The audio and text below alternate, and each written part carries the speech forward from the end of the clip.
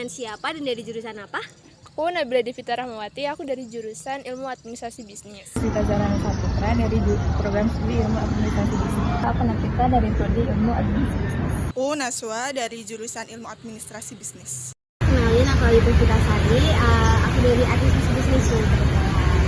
Kalau boleh tahu nih Kak, asal daerahnya dari mana dan termasuk suku bangsa apa nih Kak? Dari Magelang, Jawa Tengah. Nah, untuk suku bangsa aku sendiri dari Jawa. Aku asalnya dari Yogyakarta, tepatnya di Sleman, dan aku sukunya suku Jawa kok. Nah, aku asal daerahnya dari Karawang, Jawa Barat, dan suku bangsaku itu Sunda. Asalku dari Jogja, tepatnya di Sleman, suku bangsaku yaitu suku Jawa.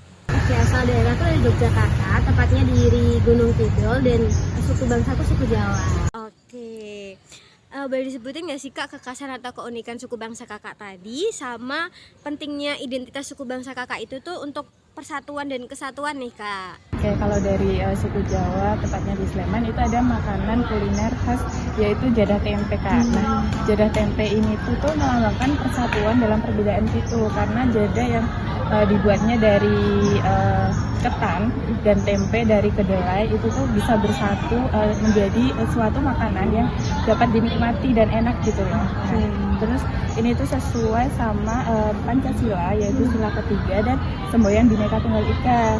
Nah, ini tuh bisa memperkuat persatuan bangsa Indonesia dan khususnya di toleransi gitu. Oke, berarti intinya jadah tempe itu pentingnya jadah tempe itu untuk persatuan dan kesatuan di Sleman itu dilambangkan dengan jadah dan tempe dari kedelai dan dari beras ketan ya Kak. Oke, nah di tempat aku di Magelang itu ada namanya Grebek Getuk. Nah, Grebek Getuk itu kayak misal gunungan yang isinya tuh getuk semua. Nah, itu tradisinya itu untuk memperingati hari lahir Kota Magelang. Nah, itu tuh kayak mencerminkan rasa berkah, terus kesyukuran, terus juga kebersamaan. Nah, itu kayak di Pancasila sila ketiga yaitu Persatuan Indonesia, yaitu di situ kan membedakan kayak suku, agama. Nah, mereka tuh sama-sama pada berebut si gunungan itu. Nah, untuk nilainya itu nilai jadi sila kedua yaitu kemanusiaan yang adil dan beradab, itu kayak semua warga secara merata itu menggambarkan rasa semangat yang bersamaan untuk mengambil si gunungan itu. Oke, mungkin itu saja ya Kak. Terima kasih ya atas waktunya. Kalau di Jawa sendiri itu ada sekaten, di mana tuh sekaten tuh rangkaian acara tahunan untuk memperingati Maulid Nabi. Jadi tuh sekaten tuh identitas budaya masyarakat di Jawa yang memadukan adat dan Islam. Terus tradisi ini tuh mempererat persatuan karena diikuti oleh berbagai kalangan tanpa membedakan suku maupun status. Jadi nilainya itu sejalan dengan Pancasila sila pertama, terus sila ketiga dan sila kelima, karena menjadi sarana kebersamaan, terus toleransi dan kelestarian budaya. Untuk kekhasan dari suku Sunda itu ada angklung, salah satunya itu kan alat tradisional yang unik ya, yang biasa dikenal banyak masyarakat.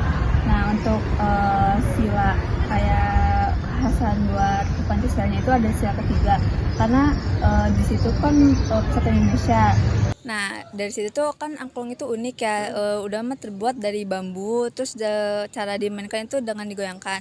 Nah, jika mau dimainkan jadi sebuah lagu, itu tuh harus berkelompok, jadi kita harus bekerja sama dengan banyak orang, dan itu bisa menaikkan kebersamaan dan keberagaman.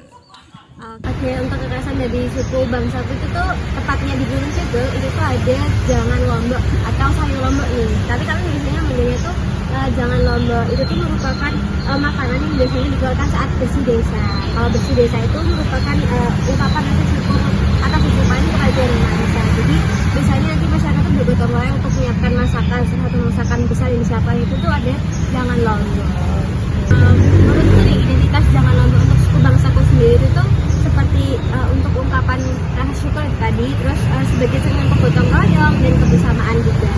Jadi jika dimulai yang pada saat itu termasuk sila ketiga yaitu Persatuan Indonesia. Jadi menunjukkan bagaimana kuliner ini tuh bisa menjadi sarana untuk mempererat persaudaraan, menyatukan warga serta menjaga keharmonisan masyarakat. Selain itu juga termasuk sila kelima yaitu keadilan sosial bagi seluruh masyarakat Indonesia, karena gotong royong itu tuh dapat dinikmati dan disiapkan bersama-sama, juga menegaskan bahwa setiap orang itu memiliki peran dan hak untuk